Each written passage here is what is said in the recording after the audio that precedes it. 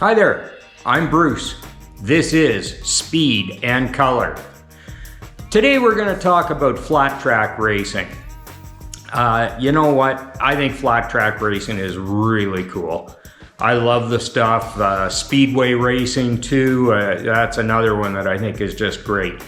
Flat track racing seems to be catching on again. We maybe went through a little bit of a lull, certainly out here in Western Canada we may have.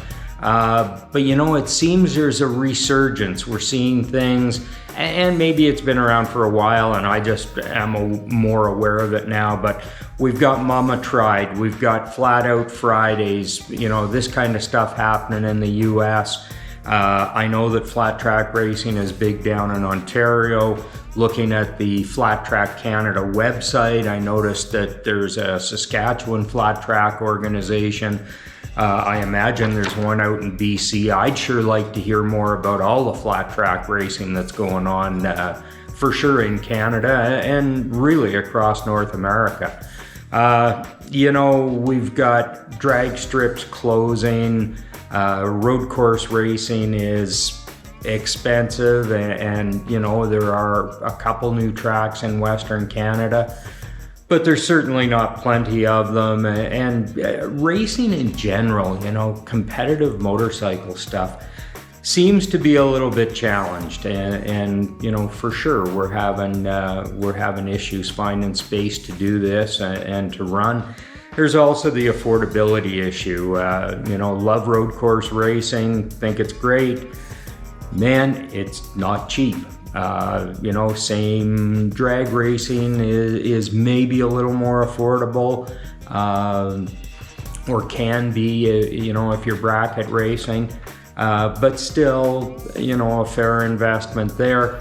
Flat track racing seems to be something right now that you can do on, you know, a modest budget. It seems no racing is ever affordable. Don't get me wrong, just doesn't happen. However, flat track racing seems to be one of the more affordable ways to go.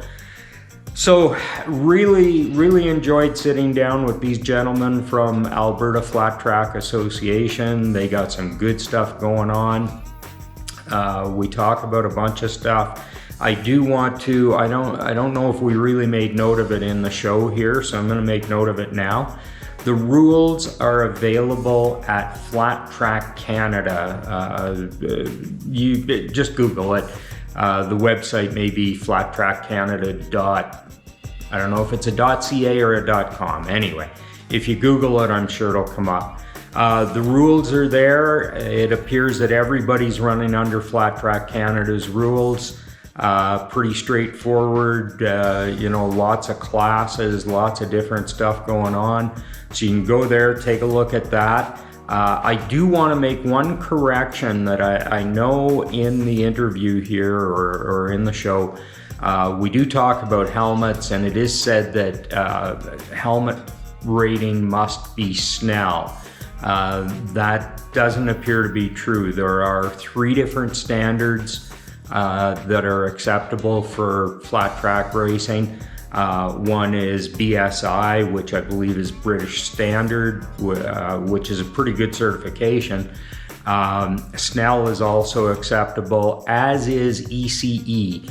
And they say ECE 2205 or better. ECE is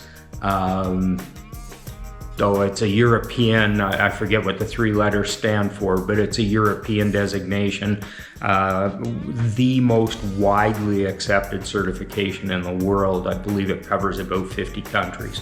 So those 3 are all acceptable. DOT is not on the list, which isn't surprising.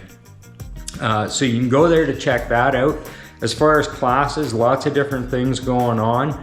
I'm so interested in this. I'm kind of spurred on by this. I am currently looking for either a Sportster or maybe even one of those. Remember when Harley did the Street 500 and the Street 750?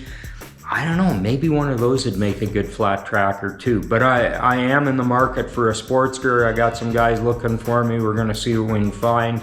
I wouldn't mind putting an inexpensive flat tracker together and going out and having some fun. We'll have to see if Karen will let me ride it or if I'm going to have to find a rider. We'll determine that later. But anyway, it'll all be good. The other thing I'm gonna throw out a bit of a challenge here, or maybe a controversy. You know, I noticed that we still have a ladies class in flat track racing. I'm going to tell you, I don't know why the gals can't race with the guys. I don't get it. Tell me if I'm wrong. I don't see, other than ego, I don't see any reason that a female and a male rider can't be on the track at the same time. I don't get it. So I'm throwing that one out there for opinion and see what everybody thinks. On this one, hey, for you gals, I'm behind you 100%. I think you should be out there racing with the men. I don't see any reason that gender makes a difference on a flat track motorcycle. There you go. That's my opinion. I think it's just a historical thing, and I think it's time that we lose that. Anyway, that'll be a fun topic for another show. Anyway, that's what I have to say about flat track racing for now. The show is great. We get a look at a bike. These two gentlemen are really, really good. I'm not going to give too much away about the show. I'll let you watch it.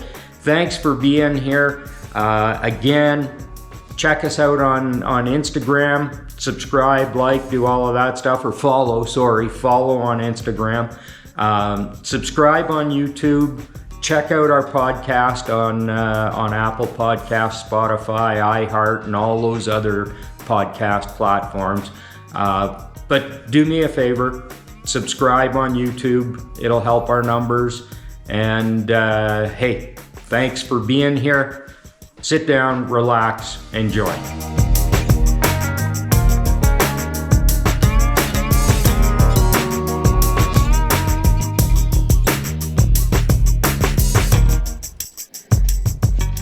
So here we are back at Speed Kolor. You found us. I appreciate that. Thank you.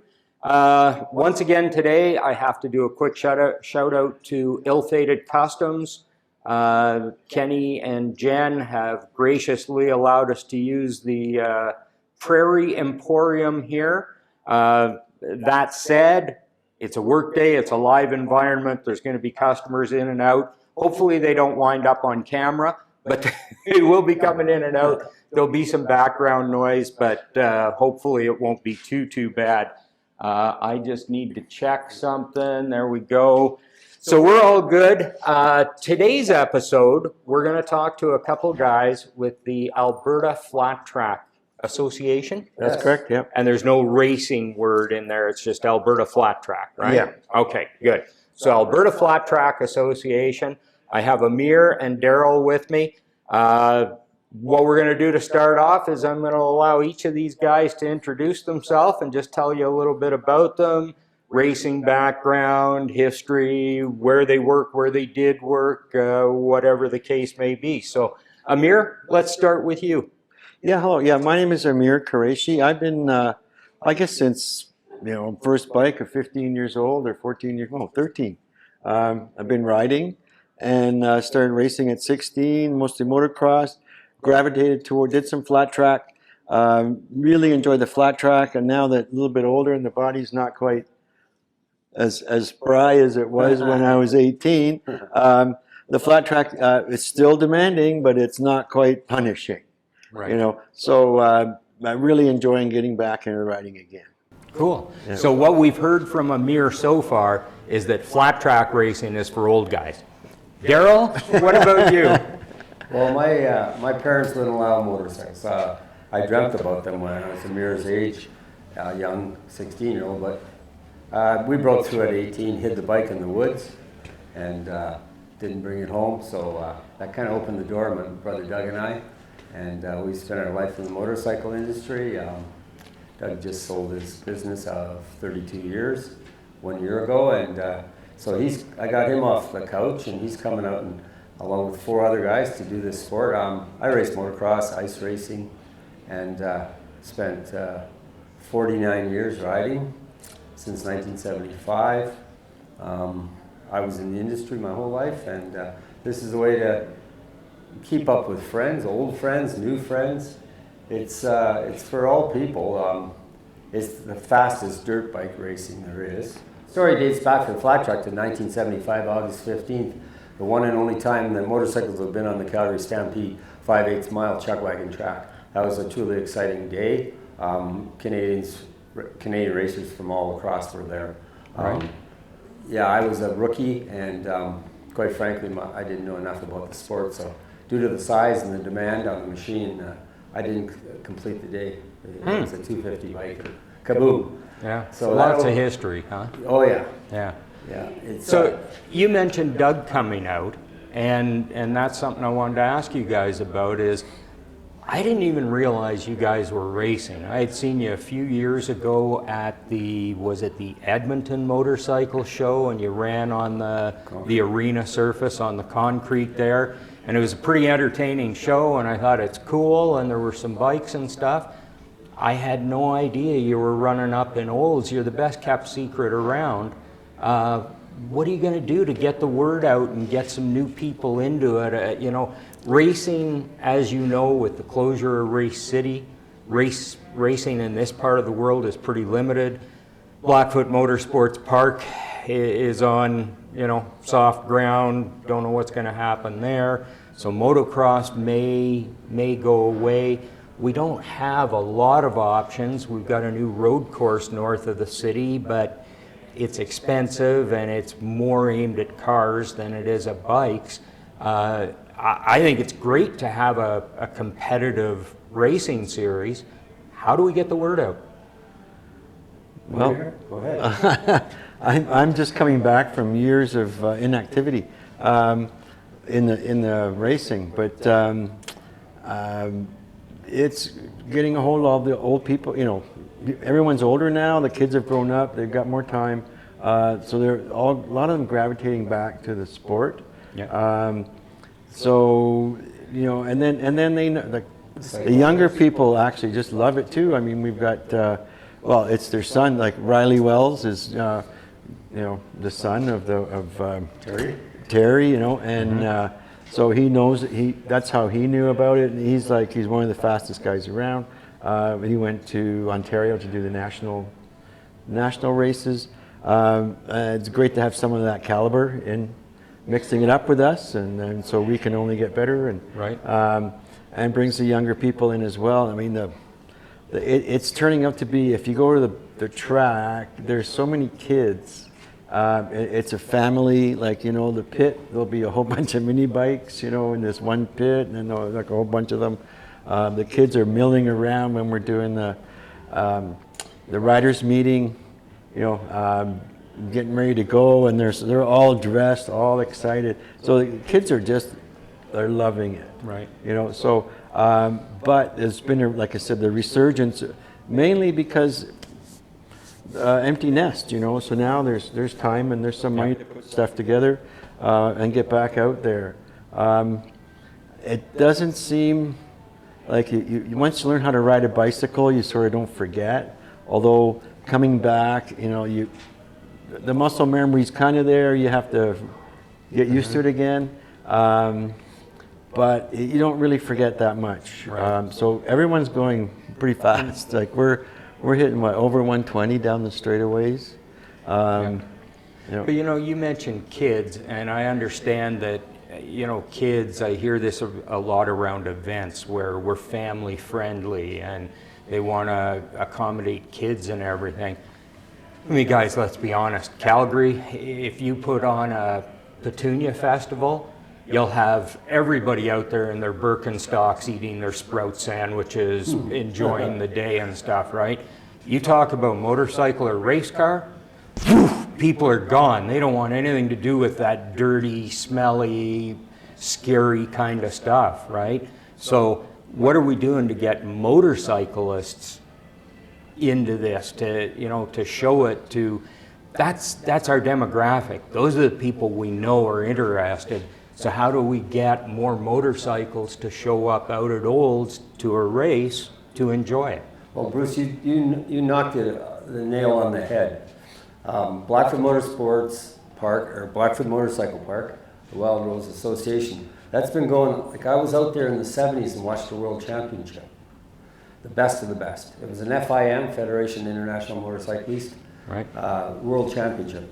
So, like, almost 50 years later, it's under threat. Calgary Bus Barns and Victoria Park are coming down due to the expansion of the event center, so that will be a parking lot. So City of Calgary needs a spot for their buses. So that's what's going to happen there. Eventually. Oh, is that what's happening? Yes. Okay. Yeah, I have a transit friend, and that's going to happen. Okay. So motorcycles are important for recreation, but public transportation trumps motorcycles. Right. So a lot of MDs don't want the noise. So these racetracks are hard to get approved. What we have going for us as flat track racers and the sport is, well, number one, we're the oldest form of motorcycle racing in North America. It evolved off of the beaches of Florida on the sand, then into the circus velodromes, the wooden bowls basically, and then eventually after the World Wars, exhibition societies started up, horse racing, that kind of stuff, amusement rides. So when that happened, they built horse tracks. So we have the unique sport where there are multiple facilities in Alberta and Saskatchewan, not much in BC. Like half-mile horse tracks need space. And in British Columbia, those guys come to our races because they have no half-mile horse tracks. Residential expansion, for example, in Armstrong, BC, ate up the track. There was a national there in the 80s. So we have unlimited facilities. So we aren't going to get taken out by Calgary Transit. Right. That's one thing that we have going for us. The facilities don't need a lot of prep. Water, harrows, packing. We build a cushion track in Drumheller, which is more of a slider track, deeper loam, and then we'll pack it to keep the dust down, and then you'll still have a surface that has some, almost like marbles for sliding. Right. The soil composition in Olds, Alberta, is more loamy. It's not as clay looking as Drumheller's Dinosaur Downs. So that track in Olds, due to their composition, has to be packed and watered. So it's turning into a groove track, which is kind of like, I guess, dirt pavement. Right. But you get some really nice controlled slides there. It's predictable, and it's faster. The two tracks differ in about 10 miles an hour speed. So we don't have a facilities problem. We also can use old bikes. And this is an example of an old bike right here, Bruce, in front of you. This is a 1977 TT500 engine put into an American-built night frame. These things get cycled in and out of different ownerships. This owner is this bike's on its third owner. A fellow from Northern Alberta, a NAID instructor, built this bike. His name was Tim Horner, rest his soul. He passed away and put a lot of energy into the sport. So a guy in Calgary owns this bike, Joel Hidalgo, and he's our president of our association. And I brought him into the sport because I knew he was a motorcycle rider, and Right. he was a hockey player, so I said, you got to come out and try this. So he took the plunge, and he's loving it. So these bikes are... Well, this is what I relate to more. Sorry to cut you off, no but problem. when I saw you guys racing at the motorcycle show, there was a lot of older hardware out there. It was really cool. I know, I think flat track's doing fairly well in Ontario, from what I understand. yes. There's a lot of racing out there. Obviously, there's a lot in the U.S., and now they're doing the Mama Tried thing and the Flat Out Fridays, and all that stuff is happening.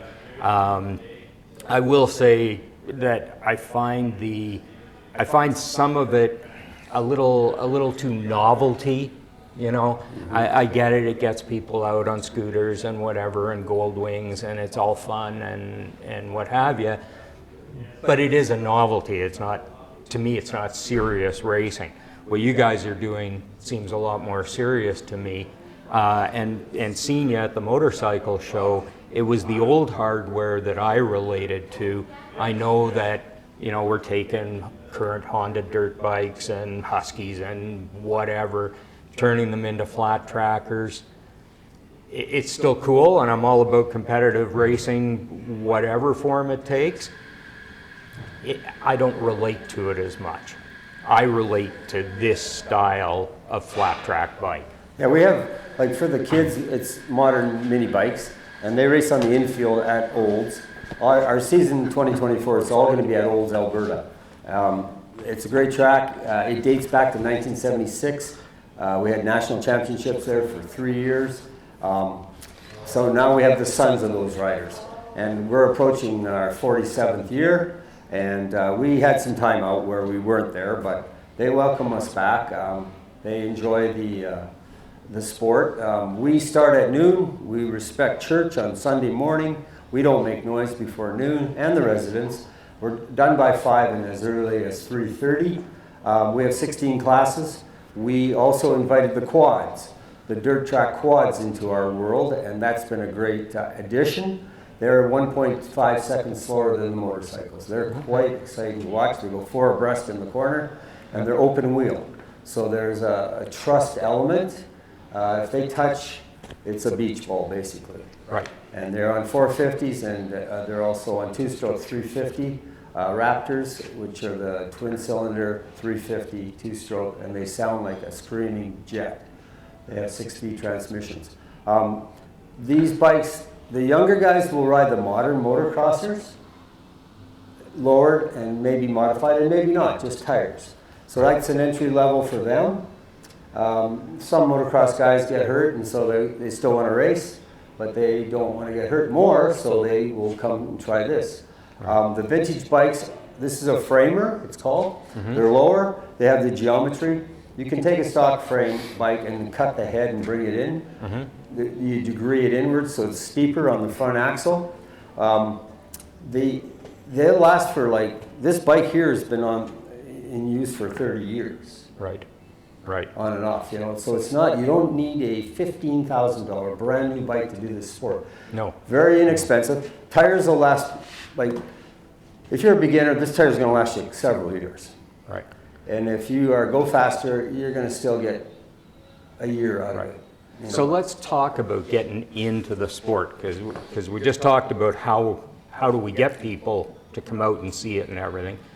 But once a guy is interested, young or old, what does he have to do to get into this? What's required, you know, for a helmet? Snell rating, or, you know, what kind of helmet do you need? What do you need for leathers? Okay, so that's a great question. And on our poster, we're building it for newbies. We have a weekend, and maybe 2, depending on weather, where we call it a test and tune. It's not a race. Right. We are not giving out trophies. We are allowing people to come out on their dirt bikes and try this. We're allowing knobby tires. You gotta have your certified helmet, but just gear, motorcycle gear. Certified to what though? Snell. It has to be a Snell. Yeah, because you know, this is a speed event. Yep. Most street helmets are. So you come out with your leather coat, your leather pants, and your boots of any description, and with knobbies, we'll let you have some laps. We charge $40 just for insurance.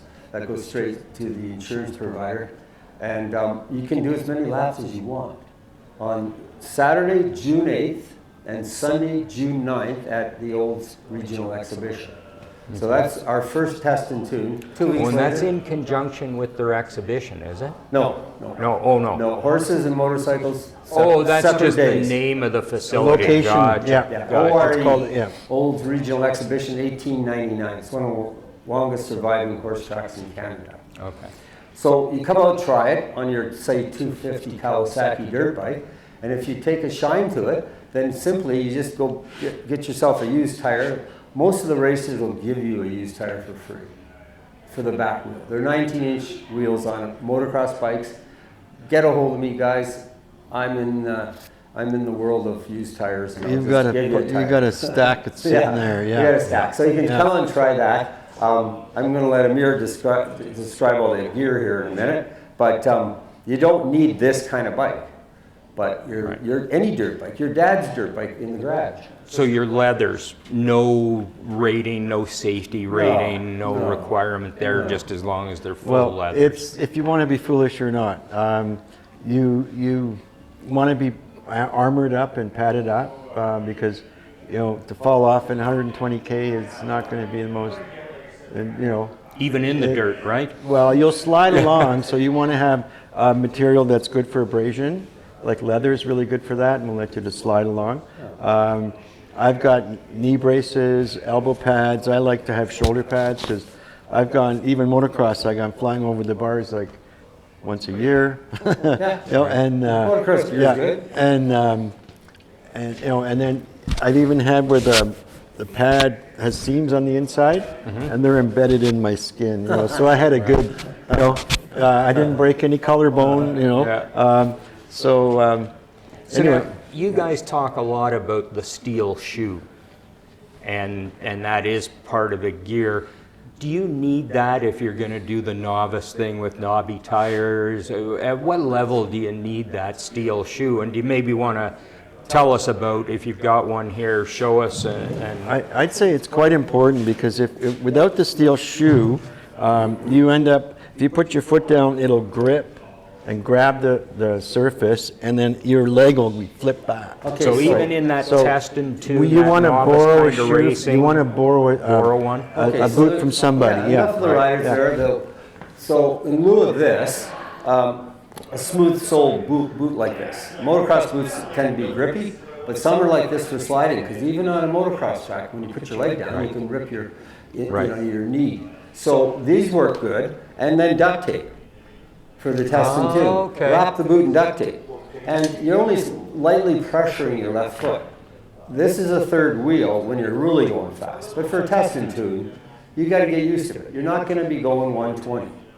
You're probably going to be driving around there at comfortable speeds. So this taped up, or a piece of carpet on the bottom, or hockey puck board taped on. When you really get moving, then you enter this. This is your third wheel. So what it does, it allows you to go too fast. It's controlled crash. You skid the wheels, and you lay the bike down, just like you're crashing, but you don't go all the way down. Well, if you're doing it right, you're actually, you're using, the front and the rear wheel are both in a slide mode. Yes. Okay, so you're not just kicking the back out. You're drifting. You're drifting with front. The front is also drifting, okay, not just the back, right? And then that's why when you have the steel shoe, if you tend to lose the front a little bit, you can stab down and catch yourself from going all the way down. So it's kind of a little tripod, and it just sort of, I don't know, for me, I use it, it's almost a feeler, like it's there, and you can hear the stones hitting tick, tick, tick, and tick, every tick. lap's different. So, like you're scrubbing, and you're understeer, oversteer, so it makes you a hell of a good road rider. If you're out on your street bike and you have this already in your brain, you will know how to save your bacon. And it could actually save your life. So this sport has a great Amir, you had mentioned to me that it's hard to find the steel shoe. Well, there aren't many used ones, but but you can order one. There's no problem. I got thinking about it, and I thought, with all the blacksmiths and the guys who can make horseshoes and everything else in this part of the world, I mean, we're in horse country here, right? There must be guys around that's a good point. who could make steel shoes for you. Well, I don't want to say too much on that right now, but it's a science. There's like, I have a homemade shoe that's basically worn through, like you can see the seams are all opening. Comparable. Yeah, but it's homemade, and the edges are sharp, but it worked, So to start with, you can make something yourself. Just get a welder and just have a surface. But these guys are you have to send your boot away, and then they fit the boot. Like it'll go. That's like a glove. Wow, that is, that's impressive. And then you have to put your strap on. But Yeah, it's a glove fit. Yeah. But And, again, we've got some pretty talented fabricators and stuff. I'm sure. Yeah, somebody- there's some around. It's hard to land your shoe up because it won't usually fit the next guy's boot. No, you have to lend the whole boot. You have to lend the whole boot, Yeah, basically, exactly. yeah. A universal shoe is not No. not in existence. No. Yeah. So, like, it's not totally necessary when you're learning. Okay. Like, you can still There's drive ways the around track and get the bike sideways a bit, and then still just lightly dab your foot. Yeah. But Yeah, as long you- as you have a smooth surface there, Yeah. so you're not grabbing. Yeah, no tread on your soles. Good. Good. These So bikes, now- like going back to your first question, the bike, well, we forgot to mention, there are no front brakes. Well, I was going to say, we've talked about the rider now and what the rider needs.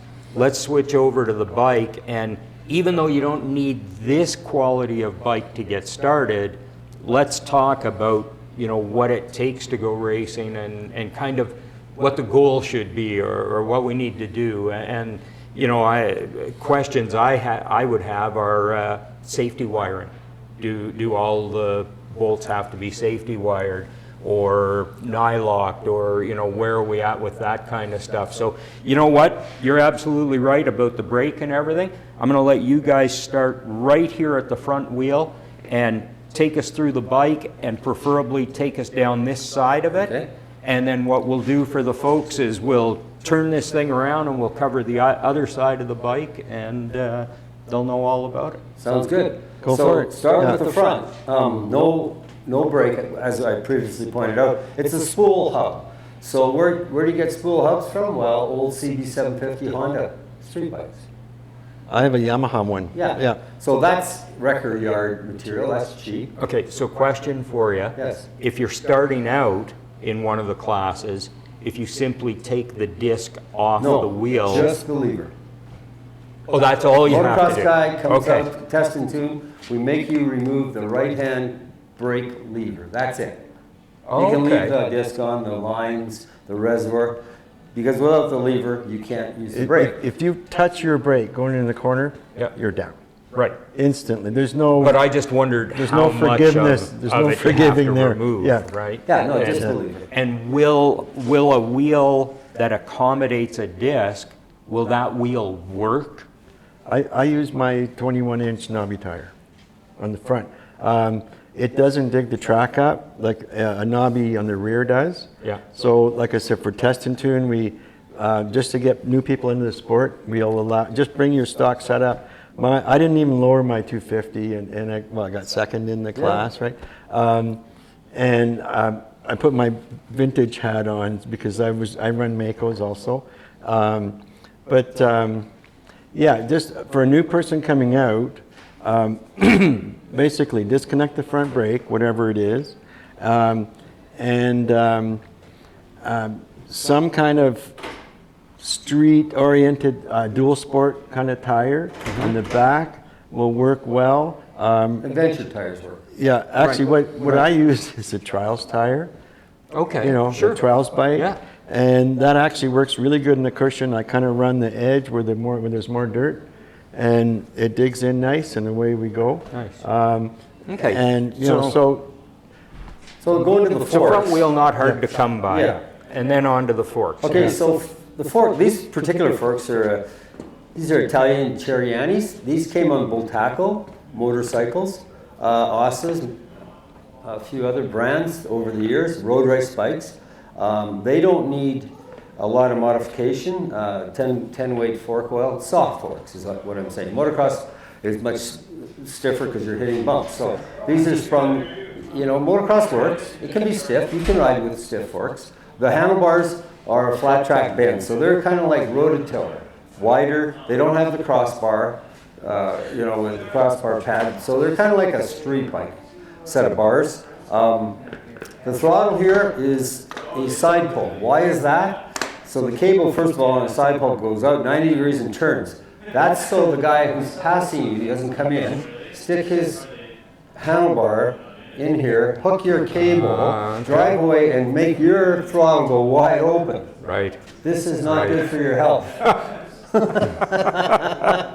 So that's why the side pull's used. If you don't have a side pole, then you take a motocross cable and just make sure you tie wrap it so it's not hanging out in the wind. Right. No Okay, front so brake lever, as I said. have a question for you, because you mentioned rake angle to make these things more responsive. D-rake, yes. D-rake, right. You mentioned modifying the frame. Does anybody, and I guess there's so many different motorcycles, it'd be tough, but does anybody D-rake the triple trees? Yes. Build that D-rake into the triple Yes, trees? yes. They have inserts, concentrics. When you're really getting to be a pro, then you're working the 1 degree differential on the top and bottom concentric. Yeah. You flip them over, but that's, down the road. But that's cool, and some, I mean, a lot of our listeners and viewers know about that stuff, and I think Yes. that's cool that you can actually tune it like that. Well, That's that comes to more at the advanced area. If you're just basic, try and bring the forks up, as high as you can. Most of the new motocross bikes they're all like 26 degrees anyway. Like they're pretty close to that. So a little bit of dropping. When you put a smaller wheel on the front, you're increasing the rake again.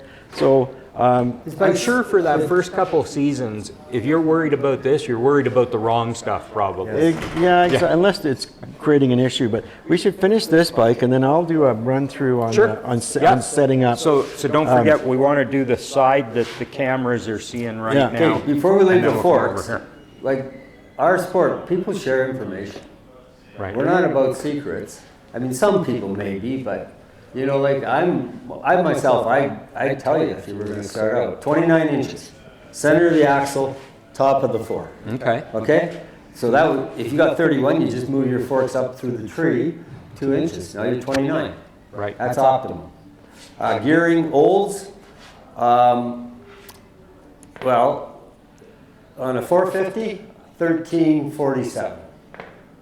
Because you can muck around a lot of time and waste and grease and energy and I'm tired changing wheels, sprockets, all that stuff. And the gearing is very critical. So you just said 1347. Yes. Describe that. What does that Okay, mean? that's the rear, 47 teeth. You could be a 46 and the 13 counter shaft. So the rotation is about roughly 4 to 1. You want to accelerate on the straightaway past the start-finish line at full throttle, full speed at that point. Then you chop the throttle when you approach the corner, say 100 feet out, maybe 75, depending on the moisture, and that starts to lock up the wheel slightly, and that kicks it out. The compression braking. So that sets up your slide. That's There the you go. technique. That's you what get we your need to right know. elbow up on the throttle, and you got your left arm out. I'm not on a bike, so this is a little harder. And you drop your left leg, and you do your entry. And then you start coming around the corner. You're scrubbing speed. You're slowing down from the 110, 120. So now you're doing 100, maybe 90. You're at that point, you're doing like 100K is 88 feet a second. Right. So this is quick thinking, and it's great for the mind. You leave your work stress at home. It's your world. Yeah. And So question for you. Are you ever shifting this? Once you're racing, are well, you that just... depends on the bike. Like a 125, 200 class, yes. But on a big motor like this 500, optimum is one shift. Okay. So you're peaked out at the start-finish line, like I earlier said, and then you're going to approach the corner, and that compression is going to set up the slide.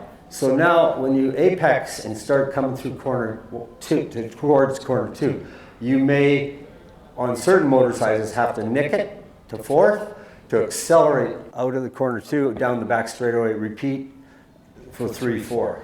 Okay. Essentially, go fast, turn left. Yeah. Okay. 32 seconds is a fast lap time. That's 31, 32. That's moving. Right. Ideally, if you have got the right everything, you're not. Once you get into fifth gear, you don't shift. You're there. You just stay there. Yeah. Like my bike 250, I have to shift in the fourth because there's not enough oomph if I remained in fifth. to get through the corner and like accelerate out. But I think on my 4-stroke, I'm going to try it this year. I probably will have enough bottom end that I can just stay in 5th gear. Right. Cool. And, yeah. Cool. The rear brake, Bruce, just to explain brakes, one only. Okay, you know what? Let's wait yeah. until we turn it around. sure. So I'll get you to cover what's over here first. The motors, like just before we leave the midsection of the bike, the motors tend to be weighted to the front wheel. But you know, that's the geometry. Like the modern bikes, the dirt track 450s, they tend to be a little less forward than this particular bike. But either way, it's generally 60-40, 55-45 weight distribution. 50-50 would be rare. You know, identical, both wheels. But this bike here is probably a 55-45 weight distribution. It's geometry, right? Tire pressure. Some guys like a lot of air. You know, I go 22 pounds. There's guys that will race with 12 pounds, which is that's way too low in my opinion. I'm trying to make the knob stand up. 22 pounds, 20 is okay. Everybody's, if you ask 5 guys, you get 5 different answers. Sure. Yeah, it's racing, right? It depends on the tire too. Like on my trials tire, I have to be 22 pounds because under 22, the tire wants to fold in the corner. So in order to keep its shape, I need to have that 22 pounds. It's funny that figure is the same on this tire as well. But yeah, I've seen guys run 5 pounds on those, thinking they're going to get more bite. But my 22 pounds beat that. Yeah, they run tubes. What do we run for gas? Premium pump gas most of the time. If you feel like you have the inclination, you can buy the expensive stuff. It's VPC 12, but it's 20-25 bucks a gallon. Yeah, it's expensive. It's not necessary. Like what about alcohol? No, You run alcohol only at after all? the races are over. Okay. No, but I mean, methanol is a great race fuel because it runs cool. You know, burns real clean. Like Hey, we should maybe it's try nice it. stuff. You've got different carbs set up, I believe, for methanol. So Huge. Yeah. So 2.4 times as much methanol as gasoline. Okay. yeah. So all your jetting and everything is huge. A speedway bike is set up for methanol, and you can run a speedway on the it's not as Straight methanol, I think, Speedway. speedway is straight methanol. Yeah. Right, But- I thought they used it somewhere. Yeah. And guys run speedway bikes, you know, on the flat track as well. So, and their track is a shorter flat track. They have maybe an eighth of a mile, like they're 15-second lap times. Yep. Yeah, the Speedway is like North America flat track's cousin, Yes. European cousin. Yeah. They never quit turning. They're in a Right. continuous circle. It's a different bike. No gears.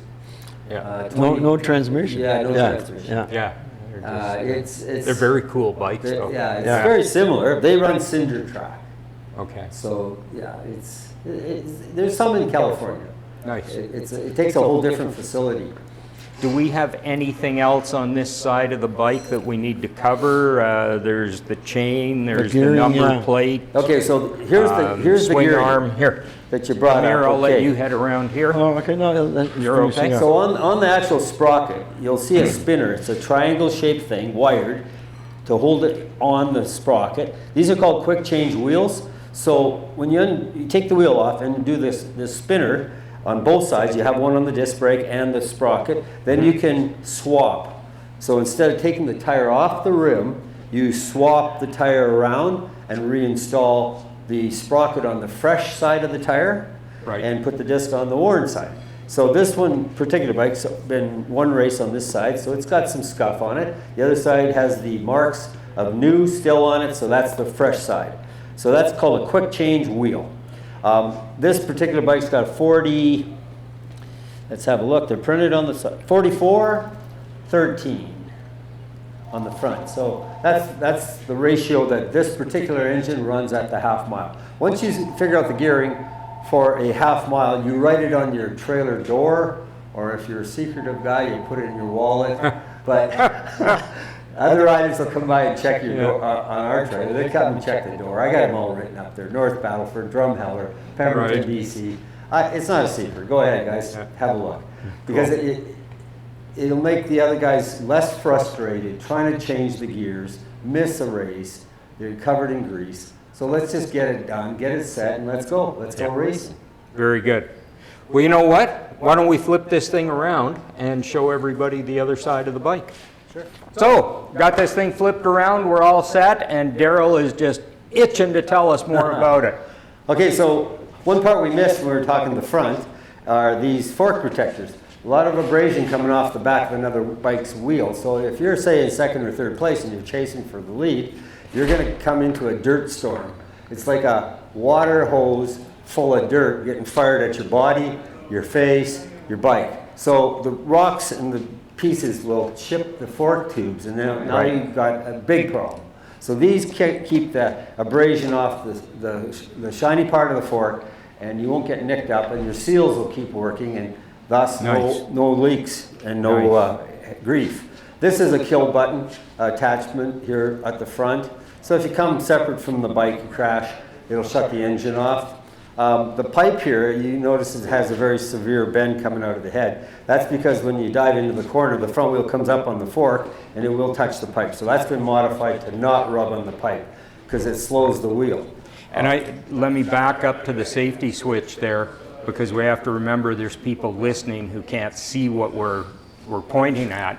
So it's a tether Yes. on a coiled Yeah, we have two wire. types on this bike. Either one's legal. So this is a coily, attach it to your leathers, but it also has a bar mount, which is also acceptable. It came with the red one. He's never removed it. But the point of the tether is if you fall off the bike, Yes. you pull It kills the the motor. switch Yeah. and it kills the motor. Yes. right? Yeah, in case your throttle cable's pinched, or actually when it falls over, it can actually pinch the throttle on the dirt, and Right. Stuck wide open. and so it's a safety feature so that the bike doesn't run away off the track, right, on its own, if there's a cable problem, and also it just if you're underneath the bike when you fall and the thing's rev, that'll stop the engine as well, So I'm not sure if we're mandatory, but it's a Kill good button's idea. mandatory. It's a Yeah. really good idea, right? Yeah, Yeah. it's very Oil good goes idea. in the frame right here.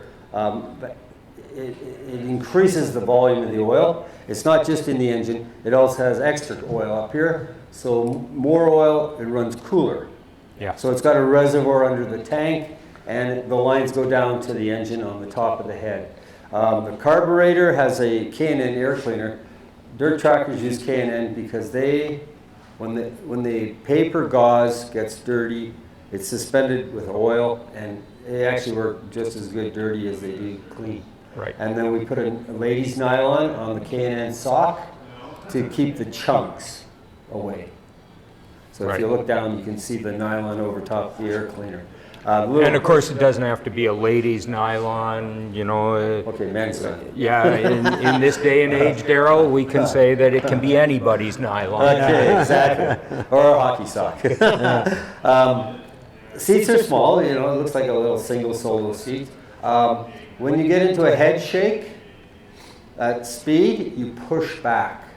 So on the bike, if it starts to shake, because there's ruts and grooves, and you can get into a speed wobble. Well, you save it two ways. You get your butt over the axle and more gas. Sometimes there is no more gas. You're wide open to begin with.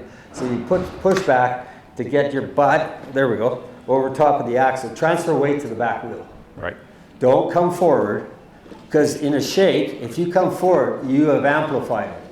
So now we're getting into the technical part, but Right. if you come out to the test and tune, we're going to give you some pointers and show you. Cool. You make your... Now, you wanted to talk about the back brake setup. Okay, so our brakes aren't like street bike brakes. We don't want to lock the wheel up. Okay. We're not on pavement, we're on dirt. So you really only use your brake for entering and exiting. In an emergency, you'll use it. You don't want to go in and break the corner. it takes time. It burns up your brake. The guys that you're racing against aren't going to be doing it.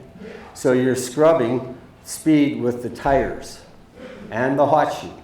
Right. You don't go, racing down the straightaway and touch the brake.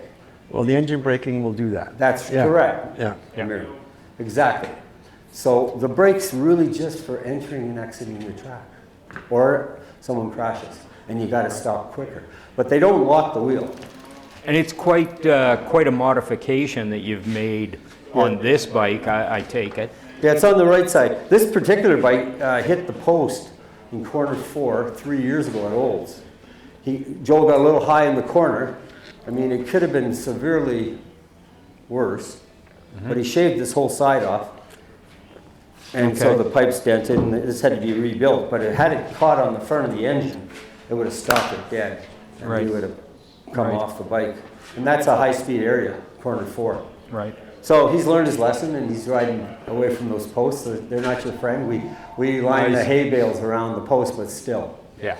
And what about exhaust? Tell us about it's an open air. It's a Barracuda system. They're quite loud, but they breathe well. And and this racing doesn't have any decibel requirements or anything like your. No, at this point, no. But most people have some sort of muffling in the pipe. But generally, all the pipes will come with that.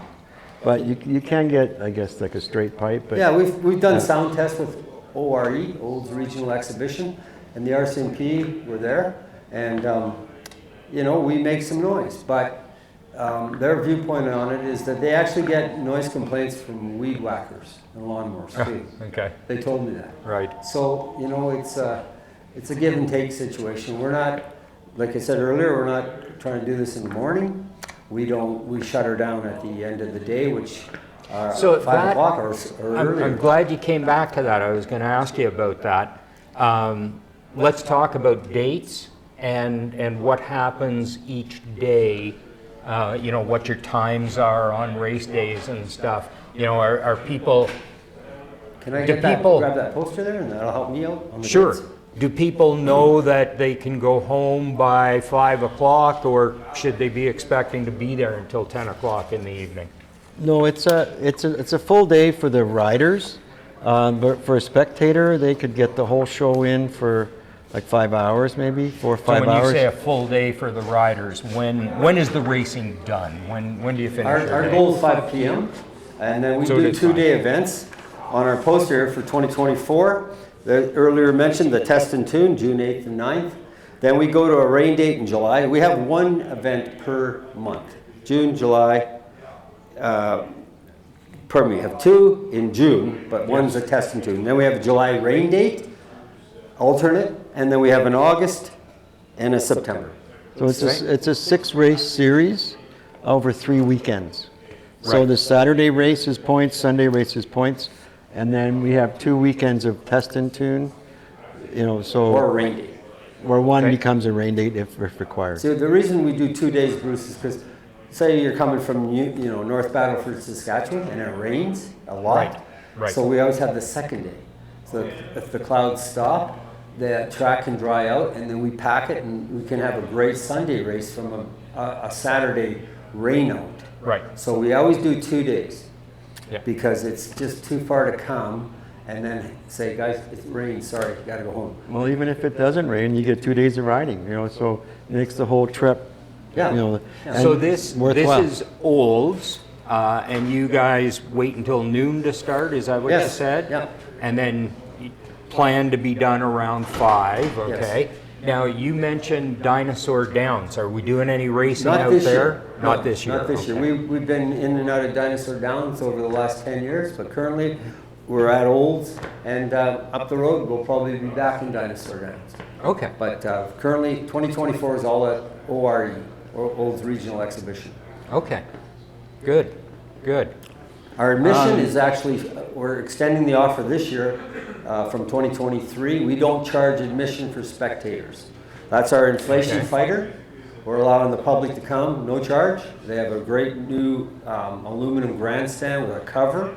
Right. So you're not out there baking in the sun. And you do have concessions available Oh, yeah. as Yeah. well, Yeah. right? And So beer, there's- beer garden and so on. Kinsman Yeah. Okay. Club. Yeah. And we also have, you know, some beer area, like Amir said, outside the fence, outside Yeah. the track. Anyone who wants to come into the pits has to pay a $10 pit pass for insurance. And you Okay. can actually watch from the infield. And there's some great seats along the rail. You don't want to get too close, though, if there's an No. accident. So 10 feet back kind of thing. Yeah. You'll have Good. guys going by you at 88 feet a second.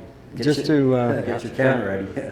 Just to location, there's a slight chance of it, and I think everyone's really looking forward to the possibility of a practice track in the local area, like close to Okay. Calgary.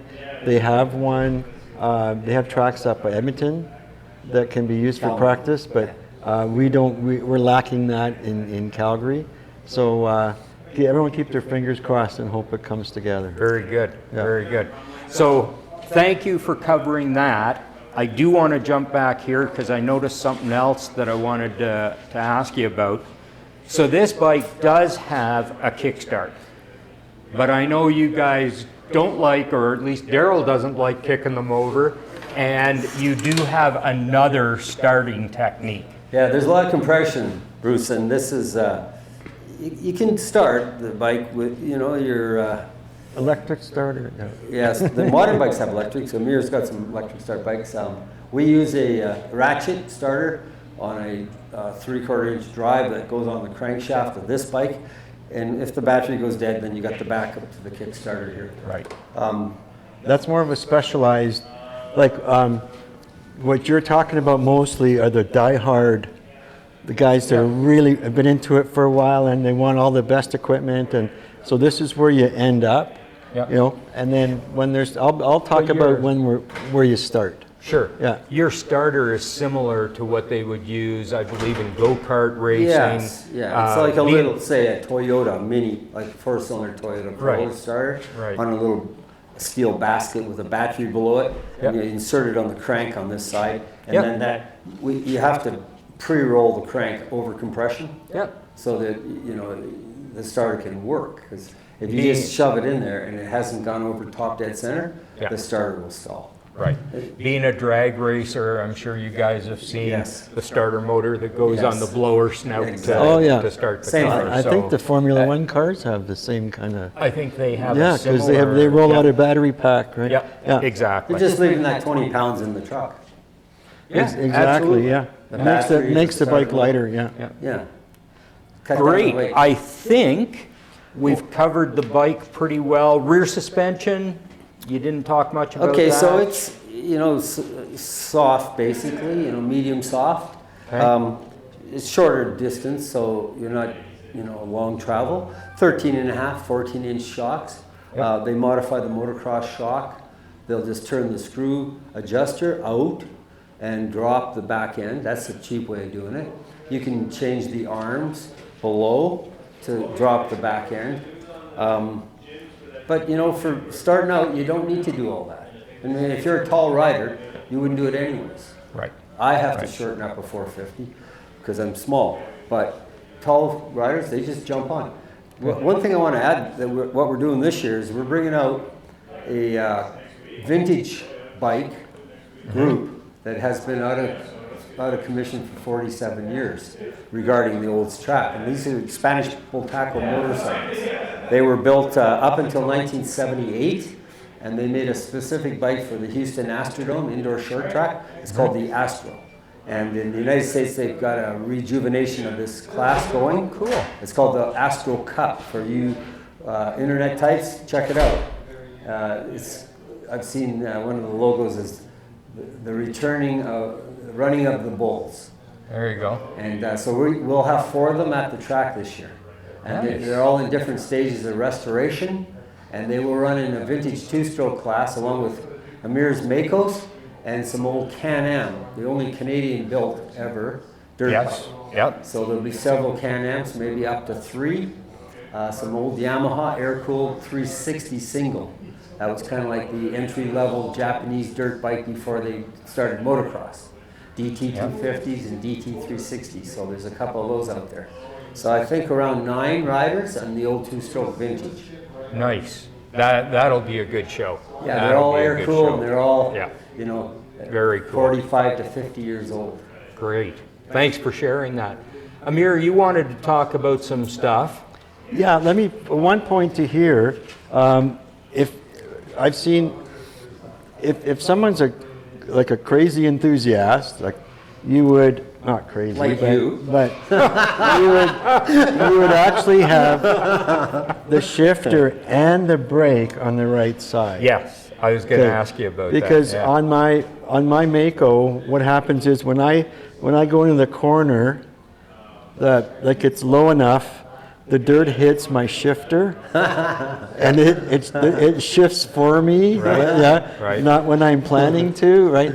So I have to move my shifter up a notch on the spline, and there's only one notch, but it just happens to be enough that I don't catch Yeah. the shifter when I'm going Well, into and the I corner. was thinking too, with the steel shoe on, it can't be any fun to try and shift with You're that right. stupid shoe on Yeah. your foot. Well, once you get into fifth and leave it there, then that's if yeah. that's the case, Yeah. but if you are trying to shift, really Well, not you, want them you only much, have yeah, once you get going. one downshift going into the corner most of the time, and then Right. 3/4 of the way through the corner, you shift up, and I'm working on an XS 650 right now that Okay. I'm doing a flat tracker style. Okay. Oh, nice. And I'm actually figuring out how to put a shifter on the other side as well, on the right side, so that it looks like a tracker, but there'll still be a shift on the left side. Talk to Edmonton fellow, Donnie Galloway. He's got some. I've known Don for years. Yeah, Great he'll- guy. he can Yeah, help you out on great I think guy. you just Okay. drill a hole through the other side and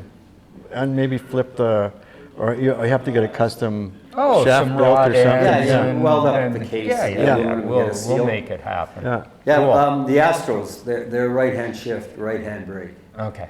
Old Triumphs, yeah, they can be. The newer ones weren't.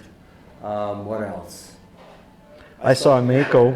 I'm drooling over. Yeah. It's, It was in right hand? It's both. Right hand and shift and right hand brake. Yeah. I would and it was in a frame. And the reason Yeah. for that, Bruce, is that now you don't have to think with your left foot other than sliding.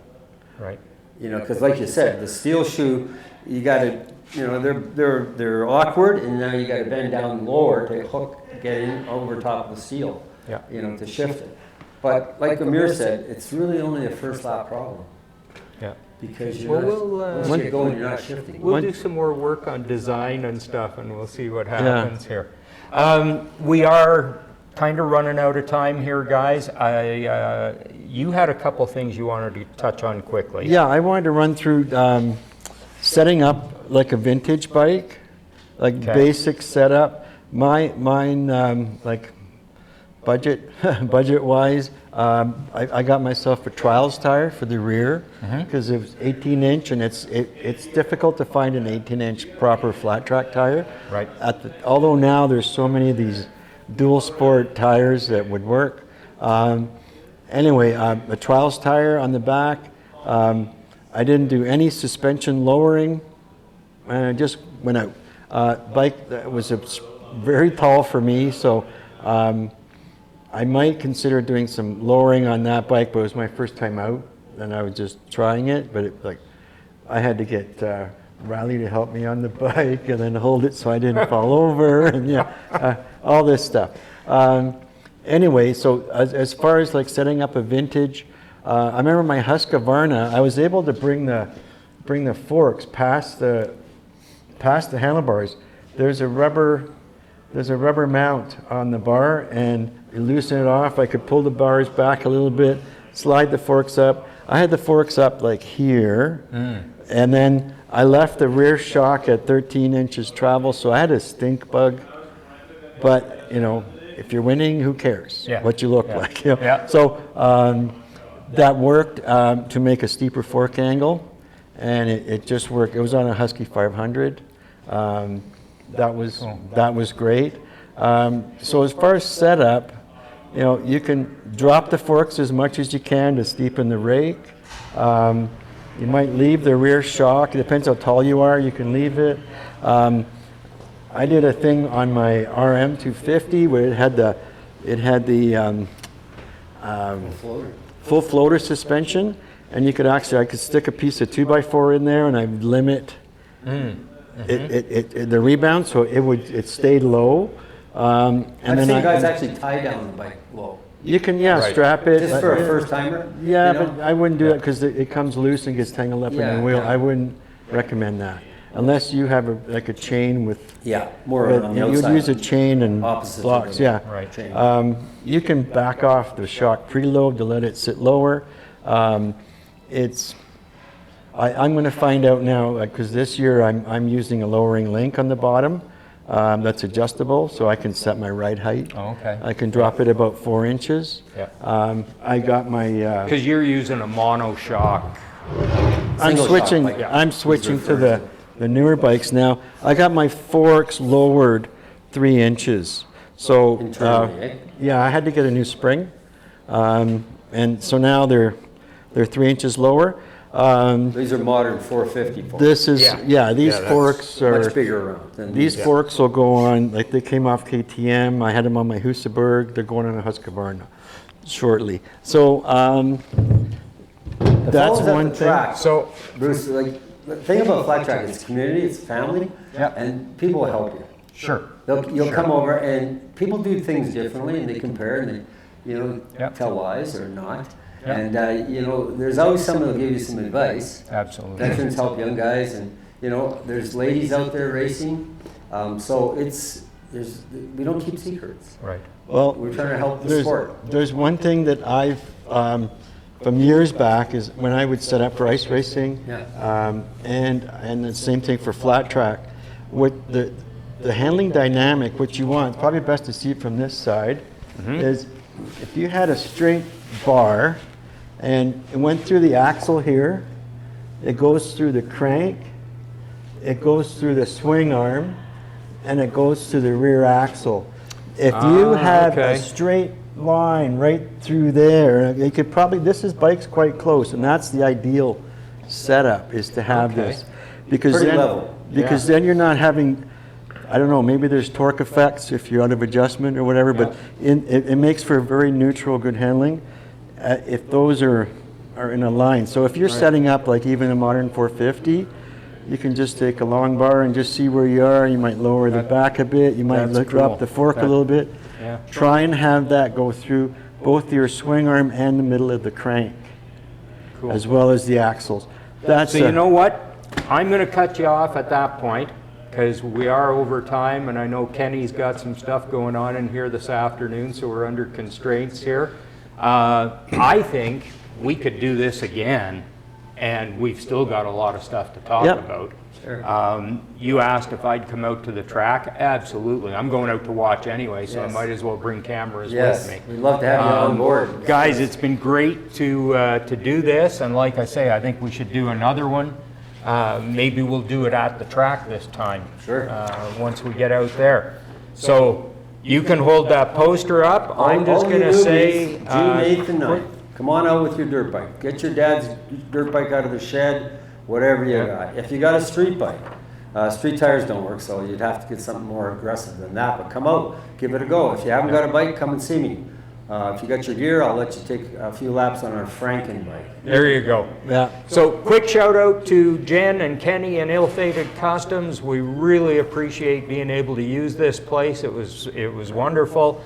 Instagram, Speed Kolor on Instagram. We're on YouTube and of course podcasts. You can leave us a comment. Do not smash the like button. Just tap the like button, just gently. That's all you need to do. And we'll see you again soon. Thanks for joining us.